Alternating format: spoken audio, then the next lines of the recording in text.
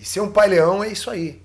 É você ter uma alta performance pessoal e profissional para prover o melhor e entregar aos seus filhos mais segurança, mais conforto, mais amor e mais limite para que eles compreendam que a vida é cheia de regras e quem tem regras na vida é quem sobrevive melhor.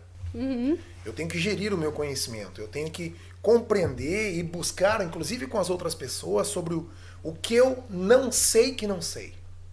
É o primeiro ponto. É o que eu não sei que não sei. É a minha incompetência inconsciente. O momento que eu consigo compreender e pedindo auxílio, tendo humildade de outras pessoas, lendo, buscando nos conhecimentos explícitos, quais são as minhas maiores incompetências inconscientes, eu começo a ter consciência da minha incompetência e estudar e aprender sobre ela. É só ter boa vontade. Quando eu me torno competente naquilo, por um tempo eu vou fazer de forma competente e consciente. É como dirigir. Daqui um pouco vem automático. Então eu começo a ser competente de forma já inconsciente. As coisas vão acontecendo. Eu começo a gerir esse meu conhecimento e a partir daí eu preciso ter uma organização da minha vida. Então ela precisa de um planejamento. E todo planejamento ele precisa ser organizado por um tempo.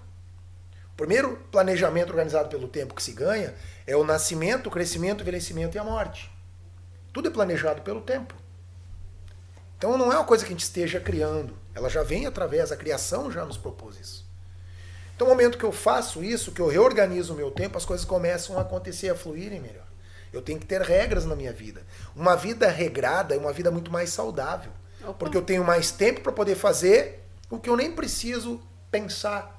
Chega ali, bom, agora eu tenho essa minha 1 hora, eu deixei para fazer qualquer coisa. Ah, um amigo mandou uma mensagem, tá bom, posso, tal hora. Ah, eu quero ler mais do que eu costumo ler, eu quero dormir, eu quero ver um filme, eu quero fazer algo diferente. Qualquer coisa diferente. E principalmente, quando sobra esse tempo, se eu não tive muito tempo de qualidade com os meus filhos, ou com meu filho ou minha filha, eu devo me utilizar desse tempo para minha família. Para aqueles que eu optei por trazer ao mundo. Ou mesmo tenham vindo de forma acidental, eles estão, e a responsabilidade é minha. Então, o pai que organiza a sua vida, ele consegue sim fazer as suas obrigações em casa, as suas obrigações na empresa, na instituição que ele trabalhar, e as suas obrigações principais, que é com os seus filhos. Ter um tempo de qualidade com seu filho. Quando você vê uma criança há muito tempo querendo um joguinho, querendo um celular, fatalmente no tempo que o pai tem, ele está no celular, ou ele está na televisão, ou no computador, e o filho está vendo. É um espelho. Agora, quando você vê uma criança que gosta de leitura, fatalmente ela vê o pai dela lendo, ou o pai lê para ela, além de ler para ele. Isso faz com que os nossos filhos nos peguem como espelho e comecem a fazer o planejamento da vidinha deles, do dia deles, já como eles querem para a vida adulta, o rascunho da vida adulta. Modelando. Então ele vai ter um tempo para brincar, ele vai ter o tempo para brincar de ler muitas vezes. A minha doce Helena, ela tem um livrinho das lagartas que viram borboletas, que ela conta toda a história. Às vezes ela está na página errada, mas a história está certa. Por quê? Porque ela já decorou a historinha, de tanto que eu contei para ela. E agora ela conta a historinha para as pessoas e adora. Ou seja, ela aprendeu a gostar de uma coisa que é vital. Porque às vezes a gente tem preguiça de ler. Porque a gente não aprendeu a ter o hábito da leitura. E a vida na prática nos ensina muito. Mas quando nós temos a possibilidade de unir a teoria para com a prática, nós erramos muito menos. A vida fica muito mais fácil. E eu, como pai, o que eu quero deixar para minha filha é que ela seja forte para construir, para enfrentar as dificuldades, mas ela não precisa chegar no momento de independência dela já com uma carga de coisas difíceis em toda a caminhada dela. Ela vai ter seus obstáculos, aprender a ultrapassar, mas eu posso facilitar aquilo que no momento ela precisa e eu tenho como obrigação de entregar a ela. Eu posso falar por mim e talvez por muitos alunos que eu tive na escola, como eu acho que comentei antes aqui, eu dei aula já da pré-escola até o pós-graduação. Trabalhei muito tempo em academia, alguns horários em que eu adolescentes, trabalhei em várias modalidades esportivas com adolescentes, e se percebe muito quando um pai é presente de verdade, não está ali, antigamente era um jornal entre o pai e o filho, agora é um celular, quando um pai é presente de verdade e quando o pai não é presente de verdade. É muito fácil quando se tem essa experiência de se plotar no começo de conversa. Chegou para esperar para o filho entrar, para fazer uma modalidade esportiva. Ele está ali, ele está conversando com o pai, ele pode ter 8 anos, pode ter 12 anos, eles estão rindo, eles estão brincando, ou o pai está conversando alguma outra coisa com ele. Tem uma intimidade existe ali. uma atenção, existe um olho no olho, existe uma intimidade. Quando não existe essa intimidade, não existe olho no olho, que estão ali, existe um silêncio, às vezes o pai não está no telefone. Às vezes nem o filho. até no lugar Mas da intimidade, existe o medo, silêncio. às vezes. Existe aquele silêncio absurdo, ou seja, não existe um hábito de diálogo. Não existe um hábito de diálogo. E eu acredito que sim, muitos pais, infelizmente, não se conscientizaram que eles devem dar de presente, estar presente. Normalmente o pai que tem 2, 3 empregos para prover a família, normalmente ele nem consegue levar o filho dele para praticar uma modalidade desportiva, alguma coisa assim. Ou ele realmente não tem tempo para fazer isso, ou vai um outro familiar, ou vai a mãe, ou o filho vai sozinho dependendo da idade, ou ele só deixa o filho ali e sai para atender os negócios dele. O que eu vejo muito no silêncio é aquele pai que tem tempo para estar com o filho, mas o tempo que ele está com o filho, ele tem alguma coisa entre eles. Então quando ele chega ali, estou falando mais do esporte, com uma experiência grande que eu tenho nisso, na beira de uma quadra, fatalmente ele não queira pegar um telefone e ficar ali. Mas ele também não sabe o que fazer. Ele não sabe o que fazer porque não existe essa comunicação. Por outro lado, tem pais que querem dar tudo para os seus filhos. Então eles ocupam os 3 turnos trabalhando e dando, e os filhos aprendendo a receber. Só falta uma coisa: a orientação para o filho, o companheirismo, a paternidade de fato. Porque dar e dar, qualquer empresa pode patrocinar o meu filho. Agora, amor e limite só eu posso dar. Isso é que meu filho precisa. Ele precisa aprender a sobreviver. Não é que eu entregue tudo de uma beijada para ele. E tem uma frase que eu digo, e se quiserem, se alguém não gostar, fui eu mesmo que criei, é tudo só comigo. Filho mimado é pai abandonado. E isso eu vejo na prática. Mais de 20 anos atendendo idosos. Eu atendo do atleta olímpico ao idoso centenário. Mais de 20 anos e eu vejo os filhos mais mimados são os que mais abandonam os pais e sugam aquele último dinheirinho que os pais têm no fim da vida para um tratamento. Filhos que tiveram dificuldades, tiveram que trabalhar junto com os pais ensinaram os valores, são aqueles que muitas vezes eles não tiveram grandes coisas dos pais, mas eles cuidam dos seus pais até o último segundo. Mesmo quando aquele pai não tem mais nada para oferecer para ele, ele entrega o amor verdadeiro e cuida do seu pai e a sua mãe até o último minuto da melhor maneira que ele pode. Então, pais, entregue para os seus filhos autorresponsabilidade e responsabilidade afetiva. Demonstre para ele como é que isso acontece. Faça isso com ele. Ensine ele a fazer, que depois ele vai te retornar no fim da vida. A semente que você jogar na terra é que vai germinar e é o fruto que você vai colher. Mas eu estou o tempo todo estudando como é que eu posso fazer. Buscando com pessoas que eu vejo que deram uma boa educação para os seus filhos. E tem dias que eu trabalho até as 11 horas da noite. E eu saio dos meus atendimentos, eu vou para casa. E como eu quero dormir, por uma questão hormonal, poder dormir mais cedo, pegar os melhores hormônios no começo da noite, que está ali GH, melatonina, né? Hormônio de crescimento, rejuvenescimento da imunidade. Às vezes eu levanto 3h30 da manhã e vou para o computador também trabalhar. Quando eu não estou com a minha filha. Eu faço tempo para estar com ela. Eu organizo o meu tempo para estar com a minha filha. Então, pai, reorganize seu tempo que você vai encontrar tempo. Ah, não vai dar para jogar futebol com os amigos? Não, não vai dar. Então pega o teu filho. E quando a opção é jogar futebol, meu filho não faz sentido, não, pra quê? Aí entra a história de filho mimado, pai abandonado.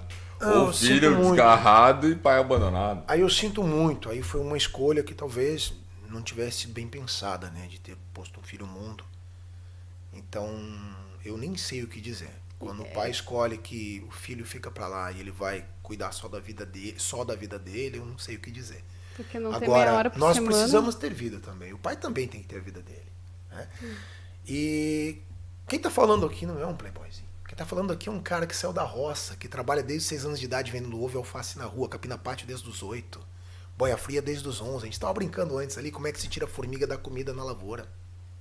Depois fui militar por quase 10 anos. E eu paguei todos os meus estudos. E pagando os meus estudos e ajudando a minha família o tempo todo. Ajudando meu pai, ajudando minha mãe, até hoje ajudo minha mãe. Eu e meus irmãos é que pagamos todas as cuidadoras da minha mãe. E provendo para minha filha. Então, se a gente quiser, a gente consegue. E é isso que é o Pai Leão. É aquele cara que busca, Não desistir, busca soluções. crescer, busca melhorar na vida, busca estudar. Eu busquei errar menos. Eu não queria estudar numa fase da minha vida. Eu não achava legal estudar. Até que, de fato, eu fui para a roça e eu compreendi como é que a coisa funciona. Então eu resolvi que eu queria. Opa, parei um pouquinho. Daqui eu não vou poder ter uma família. Não quero que a minha filha vá vender ovo na rua com 6 anos de idade. Eu não quero que ela vá capinar pátio com 8. Ela faz as atividades que ela tem que fazer. Ela já me ajuda com as coisas em casa, dentro daquilo que ela pode fazer, organizar as coisinhas dela, me ajudar com as plantinhas, aguar uma plantinha, sabe? Secar alguma coisa que não vai quebrar. Tudo ela já me ajuda e ela se propõe a me ajudar. É impressionante isso.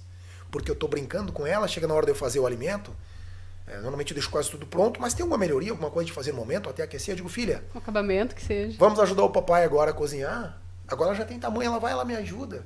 Ela me dá o pano de prato, tudo que não vai ter risco para ela me ajuda. Continua a nossa brincadeira. E aí eu tenho tempo com a minha filha. E é isso que a gente tem que buscar. Como é que eu posso fazer isso acontecer? Com quem que eu posso buscar orientação para fazer isso acontecer? Eu não posso simplesmente ligar no irracional, no instintivo. Eu tenho que buscar fazer diferente. Porque hoje tem muitos pais que eles já assumiram a casa e os filhos. Eu conheço casais que sim, que a esposa tem um trabalho em que ela ganha muito mais, por questões de ela ter estudado, ou passado um concurso, ou ser a atividade dela que dá mais, e o pai resolveu, não, vou assumir então os filhos e a gente vai tocar o barco juntos. Só que nós temos que compreender que para os nossos filhos nós temos um modelo a entregar. E nós temos um papel. E tem algumas coisas que o filho e a filha têm que aprender com o pai, e tem coisas que o filho e a filha têm que aprender com a mãe. E os papéis não podem se inverter. Não pode haver essa confusão, esse conflito na cabeça dos nossos filhos. Antes nós estávamos falando de algumas coisas que estão aí na internet, né? Já estão conflitando demais os nossos filhos. Então já tem testezinhos na internet que qualquer criança que mexe ali que o papai não vê, a minha filha não pega o meu celular. Ela não brinca com o meu celular porque ela sabe que é do trabalho do papai. Mas tem crianças da idade dela que sabem tudo dentro do celular. Daqui um pouco estão sendo alfabetizadas e já fazendo um testezinho para saber que gênero ela é. Aí ela vai fazendo as marcações ali. E aí a internet diz para uma criança de 7, 8 anos qual é o gênero dela, acredita. Que eu sou fisiologista e gênero não é de pessoas. Gênero é de coisas. Pessoas têm sexo. E ela acredita no que aponta para ela. Isso, se me permite, o pires é do gênero masculino, a xícara é do gênero feminino. A linha é do sexo feminino e eu sou do sexo masculino. Se eu tiver uma opção sexual diferente, é um direito meu e todos têm de me respeitar. E a linha é a mesma coisa. Tudo aquilo que eu fizer, que não fizer mal para mim e para nenhuma outra pessoa é certo. Tudo que eu fizer que me prejudicar ou prejudicar uma outra pessoa é errado. Para o Décio existe certo e errado sim. O momento que nós começamos a colocar que não tem certo, que não tem errado, que pessoas serão divididas agora como coisas, nós coisotamos as pessoas. E nós começamos a usar as pessoas e amar as coisas. E nós começamos a criar, dentro da sociedade, uma briga de conversas, de palavras, de sinônimos, e os conflitos. É o preto com o branco, é o alto com o baixo, é o gordo com o magro, é o homem com a mulher. E o que isso traz de lucro para a sociedade? Especialmente para as crianças? O que traz de lucro para as crianças, esse tipo de coisa? Eu saí do sistema, eu era professor concursado numa prefeitura de uma cidade que eu morei. E para mim, a carta magna para eu sair do sistema foi ver duas professoras na porta das salas de aula, uma de frente para outra, discutindo a relação delas, e as crianças lá jogando giz e bolinha de papel uma na outra. Eu disse, eu tô fora do sistema. Não tô fora do sistema. Eu não vou fazer parte disso. Então o que nós temos é que compreender qual é o nosso papel na nossa casa, o nosso papel na nossa sociedade e dentro da empresa. E aí sim, na empresa, nós temos que compreender que as pessoas têm as suas opções e elas devem ser respeitadas. E o Wagner tem que ser respeitado por mim e me respeitar. Ele não tem que incutir em mim que eu tenha que querer a opção dele. E nem eu nele. E esse é um problema na nossa sociedade hoje. É que se eu não quero pra mim, eu já tô errado. Entendeu? Esse é um problema da sociedade. A gente estava brincando antes ali. Eu tenho amigos que eles não gostam de campo. Eu tenho amigos que não gostam de praia. Daí quem deles está errado, não tem problema nenhum. Essa é a questão onde já não existe o certo e errado. Agora, no demais, por quê? Porque isso não prejudica mais ninguém. Agora, nas outras coisas, nós temos que compreender. Dentro da empresa, a comunicação, ela tem que ser muito clara. E respeitado. E respeitada. Onde é que começa o direito, onde é que termina o direito, onde é que começa o dever, onde é que começa o dever de cada um. E na nossa vida, que ela sendo bem coordenada como pai, nós vamos fazer isso aí para nós, autorresponsabilidade. Responsabilidade afetiva para com as outras pessoas que estão ao nosso redor. É um termo bom. E na responsabilidade afetiva vem a responsabilidade financeira. Porque eu não posso dar segurança e conforto para minha família se eu não tiver responsabilidade financeira. Então eu não estou tendo responsabilidade afetiva com a minha família.